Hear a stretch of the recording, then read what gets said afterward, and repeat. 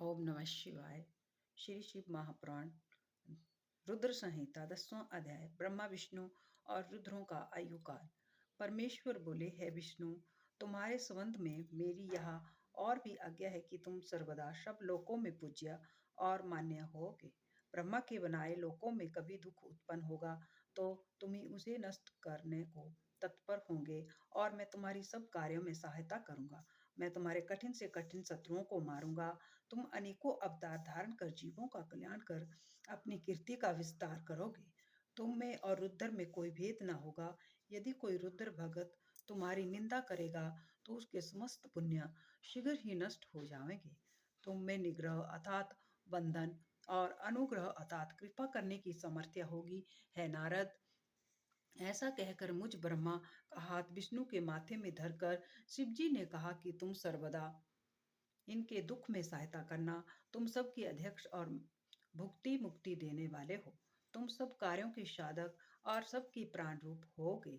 हे हरे, तुम पर जब कभी संकट आवे तो मेरे इसी रुद्र शरीर का भजन करना। जो मेरा आश्रय लेता है उसके दुख अवश्य ही दूर हो जाते हैं। जो मुझ में और तुम में अंतर जानता है वह निश्चय ही नरक में गिरता है। अब इन तीनों देवताओं की आयु वर्ग को सुनो। 4000 युग का ब्रह्मा का एक दिन होता है और इसी क्रम से रात भी जाननी चाहिए। 30 दिन का एक महीना और 12 महीने का एक वर्ष। इस प्रकार के वर्ष प्रमाण से ब्रह्मा की 100 वर्ष की आयु होती है और ब्रह्मा जी का एक वर्ष विष्णु जी का एक दिन कहलाएगा और वह भी इसी प्रकार के प्रमाण से 100 वर्ष जीवेंगे तथा विष्णु का एक वर्ष रुद्र के एक दिन के बराबर होगा और इसी क्रम में वह भी 100 वर्ष स्थित रहेंगे। तब सदाशिव के मुख से एक श्वास उत्पन्न होता है जिसमें उनके 21,000 के 100 और 600 दिन रात होते हैं। उनके 6 उच्छ्वास और निश्वास का एक पल 60 पल की एक घड़ी और 60 घड़ी का एक दिन रात होता है।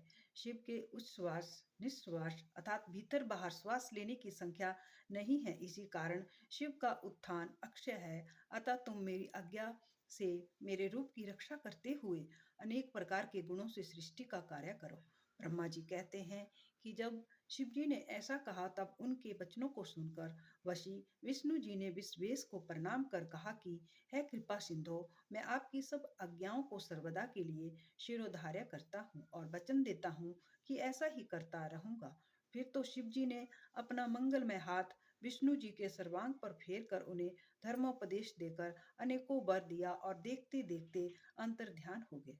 उसी समय से इस लोक में लिंग पूजा की विधि चली। लिंग से प्रतिष्ठित शिव जी भुक्ति मुक्ति प्रदायक हैं।